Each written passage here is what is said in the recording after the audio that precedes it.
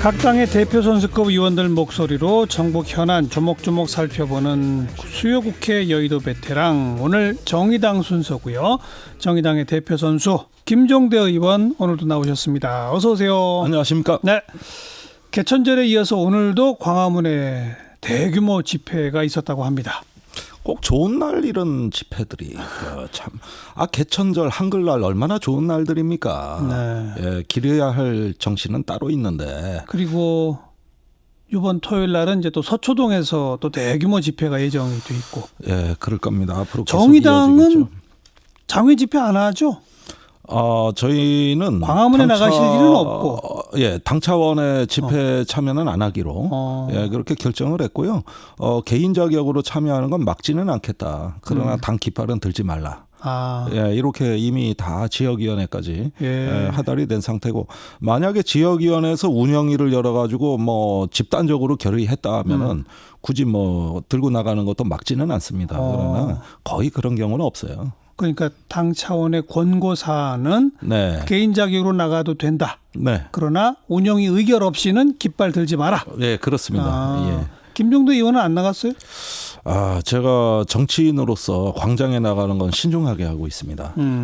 지금 우리 당은 국회 정상화를 촉구하고 있고, 빨리 대의 정치가 복원돼서 개혁을 차질 없이 해야 된다는 입장이기 때문에 약간 관망적인 자세도 좀 저희 당에 있죠. 그나저나 어떻게 생각하세요? 이 서초동 광화문 서초동 세대결 양상 비슷한 이 국면 어떻게 보세요? 저는 통상적으로 정당의 기능이 일상성이 파괴됐다고 봐요. 자유한국당 예를 들면 이번 추석에 국군장병 위문도 안 간 유일한 당이에요. 그때 삭발식 직후였단 말이죠. 원래 추석쯤에는 전방무대 위문 다 하나요? 당연하죠. 크리스마스, 추석, 설 모든 이럴 당이? 때는 국군장병 위문도 가고 소외계층 찾아뵙고. 민주당도 갔나요? 다 갔는데 자유한국당 혼자 안 갔습니다. 그랬어요? 민주당하고 더불어민주당도 서울 근교 부대를 그냥 잠깐 다녀오는 걸로 했지만 그래도 갔긴 갔어요. 그리고 이번에 자유한국당은 국방 안보 중시하는 당인데. 아니, 그런데 당 지도부가 워낙 바쁘세요. 집회 참여하랴, 삭발 또 현장 가랴. 그때도 그랬습니다. 오늘 한글날 경축식인데 1당, 2당 대표들이 경축식에 안 나왔잖아요. 오늘 또 집회가 있고. 그러니까 결국은 이런 데서도 당연히 제자리를 지키고 있어야 될 정치인들의 모습이 빠지고 있다. 그다음에 초월회라고 첫 번째 월요일 날 국회의장이 당대표들하고 같이 점심 먹는. 그것도 국회에 아주 좋은 전통으로 최근까지 계속 이어져 왔는데, 이번엔 이해찬 대표가 또 불참하셨어요. 맞아요. 그래서 지금은 정당 간의 일상적이고 정상적인 이런 정치 행위가 거의 와해되기 시작했고, 여의도의 정당이 지금은 평상시가 아니다. 그러니까 왜 그렇게 된 거예요? 그거는 이제 장외 세대결, 극한적인 정쟁, 이런 부분들이 정치를 주도하다 보니까 정당의 기능이 바뀐 겁니다. 장외 집회로 바뀐 거예요. 그럼 다 그냥 장외에다가 맡길까요? 그리고 극한적인 대결 양상에서 상대방하고 마주 앉지 않겠다. 이런 어떤 태도까지 나오는 거 보면서 이게 대의 정치의 어떤 본질이 이제 파괴되는 거 아닌가 하는, 저는 굉장히 우려스럽습니다. 그러면 장외 집회는 필요할 땐 해야죠. 그러나 그것은 수단이지 목적이 아닙니다. 그런데 지금의 여의도 정치는 하나의 정상성으로부터 일탈돼 있다는 거는 분명하다. 그나마 자유한국당은 매 토요일마다 자유한국당 주최 장외 집회를 그동안 해오다가 이제 안 하겠다는 거예요. 안 하고 오늘 광화문 집회로 광화문 집중한 집회 것이죠. 가는 걸로 그냥 마지막이고. 다음 대규모 동원을 한 서초동 검찰개혁 촉구 집회도 오늘로 마지막이라는 거예요. 그러면서 동시에 국회의장과 당 대표들은 정치 협상 회의라는 거 한번 해보자는 얘기가 나오고 있는 것 같고. 그렇습니다. 그죠? 그다음에 또 여야 간에도 원내대표들 간에 회동해서 일단 다음 주부터는 사개특위에 올라와 있는, 사개특위가 아니지, 이미 그건 지나갔죠. 사법개혁, 검찰개혁 관련된 법안들 논의 시작하자. 이 얘기는 좀 돼가고 있는 것 같은데 어떻게 보세요? 사법제도 개혁을 우선순위로 해서 정치협상회의를 시작하자. 네. 이것은 지금의 소모적인 정쟁의 일색으로 가고 있는 국회에 모처럼 작은 희망의 씨앗을 뿌린 거고 예, 예. 대단히 생산적인 그 흐름이라고 생각해서 저희는 대환영입니다. 당연히 그렇게 가야죠. 그러면서 문희상 의장께서 최근에 독자 행보의 양상을 보이기 시작했는데 10월 중에도 패스트트랙 본회의 상정이 가능하다는 이야기를 지금 언론에 흘리고 있거든요. 예. 어디 법무법인에서 자문을 받으셨다는데 이것은 이제 의장이 무너진 국회에서 적극적인 역할을 하겠다는 사실상의 의사표시로 저희는 보고 있어요. 네. 그런 면에서 이 정치를 어떻게 복원할 것이냐 하는데 국회가 완전히 무정부 상태같이 됐으니 이럴 때 국회의장이 분연히 자신의 역할을 외치고 나서는 거는 예. 그나마 살아있는 그 정치가 살아있는 유일한 대목 알겠어요. 아니냐. 예. 아무쪼록 약속한 것처럼 다음 주부터는 좀 여야 간의 논의, 협상 뭐 이런 것들이 좀 시작됐으면 정말 좋겠고. 꼭 돼야 됩니다. 그나저나 또 대통령이 청와대 수석보좌관 회의에서 한 언급이 또 논란입니다. 양쪽 집회를 언급하면서 국론 분열이 아니다라는 표현이 등장을 했고 직접 민주주의의 요소라는 표현이 등장을 했고 물론 그러면서 이 대립의 골이 깊어지는 것을 우려하는 표현도 있었습니다만 국론 분열은 아니고 직접 민주주의다라고 하는 요거는 이런 상황 인식은 어떻게 보세요? 이걸 이제 또 자유한국당 같은 데서는 강하게 비판하고 그러고 있는데. 저희가 뭐 거기에 대해서 구체적인 논평은 안 냈지만 사실 그 대통령께서는 어떤 시대적 대세는 검찰개혁이다. 네. 예. 지금 장외에서 벌어지는 대결보다도 시대적 대세는 사법개혁이다. 그게 그 공수처 설치를 비롯한 사법개혁은 3년 전으로 기억을 되살려 보시면 박근혜 대통령 탄핵 당시에 자유한국당, 당시 새누리당도 주장했던 겁니다. 그때 5당이 똑같이 얘기했던 거예요. 그 국정농단 사태를 눈으로 직접 보면서 우리나라의 사법정의가 무너지고 국정이 그 무너지는 거를 직접 목도를 하면서 그때는 심지어 그 박근혜 대통령을 지키려고 했던 새누리당마저도 다 찬성했던 법안들입니다.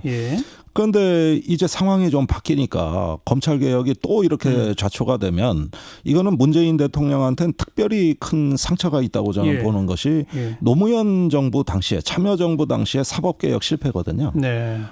그 수건을 이제서 이룬다고 하는 것이 오랫동안 대통령이 돼서가 아니라 정치를 하면서 오랜 기간에 걸쳐서 온 본인의 소명으로 생각하시는 거기 때문에 이번 수석보좌관 회의에서도 그런 발언을 했어요. 검찰 개혁이 국민의 뜻을 읽을 수 있었다 이런. 그렇습니다. 그래서 이거는 정쟁과 분리되는 시대적 소명이다 이렇게 가치를 분리하는 건데 물론 이것은 자유한국당을 비롯한 야당의 즉각 반발을 샀죠. 그러나 저는 그 취지 자체는 맞다. 옳다. 맞다. 다만 이 후에 이렇게 어떤 그 장외 집회 대결로 가는 것에 대한 어떤 출구 전략을 조금 더 적극적으로 모색하는 이것이 뒷받침되지 않았기 때문에 다소 좀 비판을 받으신 거 아닌가. 출구 전략이란 무슨 뜻이죠?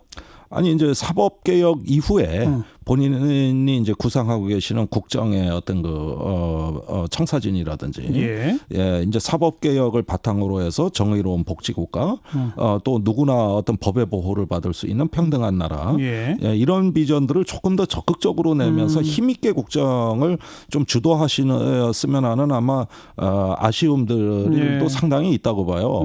근데 당면한 지금 사법개혁 전선이 너무나 어려우니까 이제 거기에 많이 묶여 있지 않은가 하는 우려도 하게 되는 것이죠. 그나저나 조국 장관 사태 지나면서 정의당 지지율도 좀 하락했죠. 뭐 사실입니다. 인정하겠습니다. 이거 어떻게 회복하실래요? 이건 뭐 제 개인적인 말씀을 드릴 수밖에 없는데 당내에서도 참 이 문제는 누구도 얘기하기가 참 불편한 주제니까. 그런데 저는 이번에 정의당의 성장판이 닫히는 거 아닌가 하는 우려를 좀 했어요. 사실은. 정의당은 기득권과 불평등을 타파하자는 걸 가장 어떤 그 가치이자 핵심 그 전략으로 보고 있는데 그런데 이 검찰 개혁이라는 뜻밖의 변수가 커지면서 사실은 우리 사회에 촛불들 힘조차 없는 저 광장에 나올 시간도 없고 그럴 여력조차 없는 울타리밖에 시민들 이분들을 오히려 대변해야 된다는 쪽으로 많이 쏠려 있었던 건 사실입니다. 예. 그 사법개혁의 대의에 참여하기 예, 때문에 예. 조국 장관에 대한 대통령의 인사권을 존중하고 네. 사법개혁의 험한 분량을 대통령과 함께 넘겠다. 네. 이렇게 이야기를 하고 도와드렸어요. 그렇죠. 그러는 와중에서 그러면 그 울타리 밖에 있는 이 저 소외된 시민들은 어떻게 할 것이냐.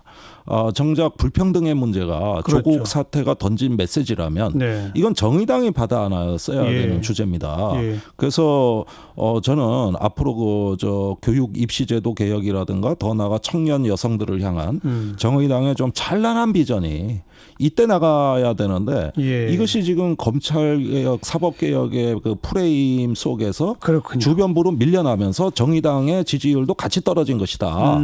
이런 부분은 정말 정의당의 시간을 갖지 못한 어느 내면의 어떤 고통을 우리가 극심하게 알겠어요. 저희는 겪고 있다고 말씀드릴 수 있겠습니다. 교육, 입시 그리고 청년 여성 정책 등의 정의당 표 뭔가를 내놓겠다. 예.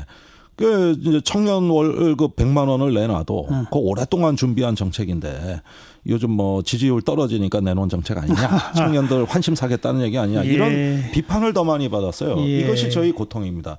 진정성 있게 내놔도 이렇게 인식되는구나. 네. 그런 면에서 지금은 큰 질곡을 지나고 있고 이것이 이제 조금 상황이 바뀌면 정의당의 시간이 온다.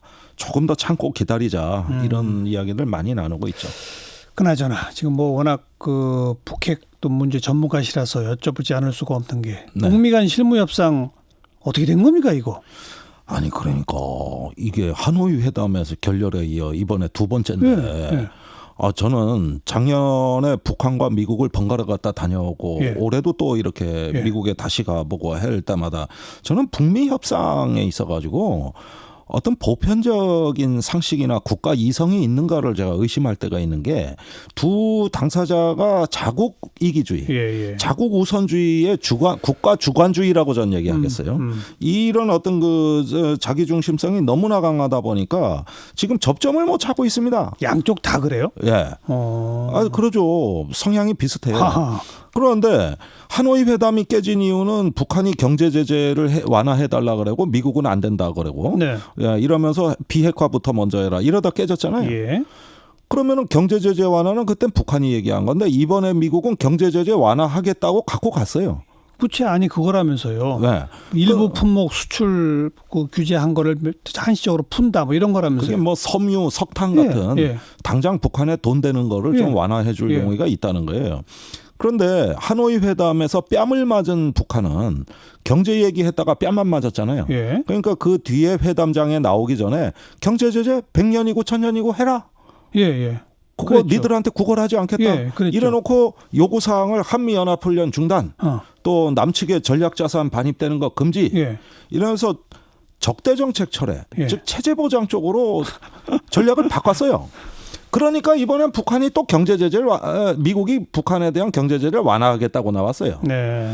아니 패가 맞아야 뭘 치지. 그러게 말입니다. 그러니까 저는 이걸 빠찡코 평화론이라고 얘기하는데 이 그림이 맞으면은 막 그 음악이 울리면서 동전이 와르르 쏟아지잖아요. 슬롯머신. 예. 이게 꽃이 맞아야 돼요. 예. 그러니까 계속 굴리다 보면 언젠간 맞거든요.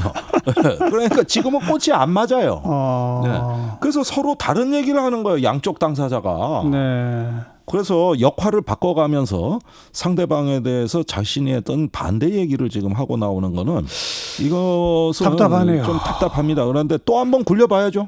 근데 그러면 꽃이 맞는 수가 있는 근데 거죠. 지금 그 김현의 설명을 들으니까 그럼 좀 유연성을 발휘하면 되는 거 아니에요? 하노이 때 우리가 요구한 경제 얘기를 그때 미국은 안 된다고 했는데 지금 갖고 왔네? 그럼 우리가 그걸 덥석 받으면서 그때 미국이 얘기했던 그걸 우리가 또 한번 줘볼까? 뭐 이런 식으로 좀 유연성을 발휘가 안 돼요? 그 문제가 북한을 우리가 이해하는 데 있어서 이 서방 세계가 북한에 대해서 가장 잘못 이해하고 있는 측면인데 사실 하노이 회담 때 경제 제재 완화 얘기한 건 김정은 위원장의 실수였습니다. 그건 원래 북한 전략이 아니었어요. 근데 너무나 하노이 회담을 낙관한 나머지 이것도 해달라고 내놓은 거예요. 그리고 즉각 철회했습니다. 북한이라는 나라는 어떤 잘 살게 해줄 건데 뭐가 불만이냐? 니네 저기 쌀밥에 고깃국 먹게 해줄게. 그러니까 야, 저기 얼마든지 그런 거 바라보고 이거 좋은 일이니까 양보해. 이게 서방의 생각이에요. 네. 그러니까 북한은 그런 것이 통하지가 않아요. 안 통해요. 안 통해. 그것보다는 그 국가의 정체성, 생존, 안보 문제가 우선입니다. 안보 문제. 네. 예, 그럼 그래서 체제 보장 카드를 던지면 되잖아요. 그러니까 그 부분이 좀 북미 저기 연락사무소 원래 뭐 하노이 때는 그거였어요. 그러니까요. 예. 예. 뭐 저 불가침 조약, 정전 협정, 뭐 더 나가서 뭐 연락사무소 수교 뭐 쭉 등등. 예. 그러니까 그 부분에 대해서 이번에 미국이 소극적이었습니다. 아, 또 그랬어요. 예. 그러니까 단지 돈으로 한번 매수해 보자. 경제와 안보를 바꿔보자. 그런데 안보와 안보 교환 논리를 북한이 들고 나온 거고 미국은 그게 아니었던 거죠. 아니, 그 지난번 하노이 때는 안보 대 안보로 미국이 왔잖아요. 근데 그 요구가 너무 셌습니다. 내용이 달라요, 또? 존 볼튼이 그때 참. 예정에 없던 존 볼튼이 이틀째 회담에 등장해가지고 아, 맞아요, 맞아. 북한에 대한 노란 봉투 내밀면서 거기다가 핵, 미사일, 화학무기 다 없애라 그랬잖아요. 맞아요. 단거리 미사일까지. 전부 다. 그러니까 맞아요. 이건 또 무슨 날강도냐 이렇게 된 거예요. 그래가지고 하노이 회담은 그야말로 혼란 그 자체였습니다. 그 서로에 대해서 학습을 한 거예요. 그다음에 판문점에서 6월에 트럼프, 김정은 두 정상이 만났습니다. 그런데 분위기 좋거든. 뭔가 이제 실무회담 하면 될 것 같거든. 그래가지고 곧 열린다는데 북한이 보기에 미국 셈법은 여전히 바뀌지 않은 것 같다 해서 석 달을 끌었고 그다음에 이제 만났는데 북한이 얘기하는 셈법은 안보 대 안보 교환이에요. 그 부분입니다. 그런데 이건 또 미국이 응하기가 어렵죠. 그래서 제가 보기에는 이러면은 교착 상태를 거쳐서 연말 이전에 한 번 더 만난다. 이렇게 해가지고 스웨덴이 중재를 하고 있습니다. 그래서 그런 면에서 하나의 또 접점을 찾는 시도를 또 해야 됩니다. 이게 바로 빠찡고 그 평화론이다. 우리 정부가 할 역할이 있어요? 제가 제일 불안하게 생각하는 게 뭐냐면은 우리가 중재자니 촉진자니 이런 얘기를 하다가 지금 이 판에 못 끼어들고 있거든요. 그런데 처음부터 당사자로 갔어야 된다. 한국도 당당하게 안보의 이익의 당사자는 대한민국이다. 그래서 그 당당하게 갔어야 되는데 작년 11월부터 한미 워킹그룹이라는 걸 만들어 가지고 우리가 북한에 대해 뭘 좀 해볼 만한 걸 한미 동맹을 중시하느라고 다 포기했다고. 그게 개성공단, 금강산관광, 인도적 지원, 쌀 지원 그러면서 또 북한하고의 다른 논의 이런 어떤 그 이야기를 할 수 있는 기회가 많았는데 국제 공조와 한미 동맹을 우선시하는 이런 모양을 취하면서 아무런 레버리지를 우리가 행사하지 못했어요. 그거는 그러면서 아주 대놓고 북한으로부터 홀대를 당했고 비판을 받았고 수도 없이 뺨을 맞았습니다. 그러니까 이제라도 우리가 이제 대북 정책 시즌 2로 가야 된다. 그거는 이 평화와 안보의 최종적인 당사자는 대한민국 국민이라는 점을 대내외에 선언하고 우리 정부가 자율적이고 적극적으로 이 평화의 국면으로 돌파해 나가겠다고 하는 결연한 의지. 그다음에 북한하고 문제가 되는 뭐 미사일 협상도 우리가 한번 시도해보고 그다음에 판문점 9.19 군사합의서가 지금 살아 있습니다. 북한도 잘 준수하고 있어요. 이건 희망입니다. 지금 북한이 적경 지역에서 도발 행위 안 해요. 이건 9.19 군사합의가 살아있기 때문입니다. 그래서 지금 안보는 성공하고 있다. SLBM 발사도 9.19 군사합의 지키고 있는 건가요? 그 북한의 최근 미사일 발사가 비행금지 구역을 다 회피해서 그 이북에서 자국의 어떤 해안 쪽으로 발사하고 있고 북동 쪽에 이거는 그 군사 합의서를 의식했기 때문입니다. 그것까지도 확실합니다. 그리고 알겠습니다. 지금까지 계속 그래왔어요. 살아있는 협정이다. 죽지 않았다. 이거를 우리 정부가 자산으로 삼고 이제는 그래도 어려운 가운데서도 안보는 성공하고 있다. 이렇게 하면서 쭉 나가야 된다 이게요. 남북관계 대북정책 시즌 2로 과감하게 우리가 어떤 조치를 전환하자. 취하면 그러면 북미 협상에도 돌파구가 열린다. 이거죠. 그럼요. 이 주장을 문재인 정부가 받아들일지 지켜봅시다. 알겠습니다. 정의당의 김종대 의원이었어요. 고맙습니다. 감사합니다.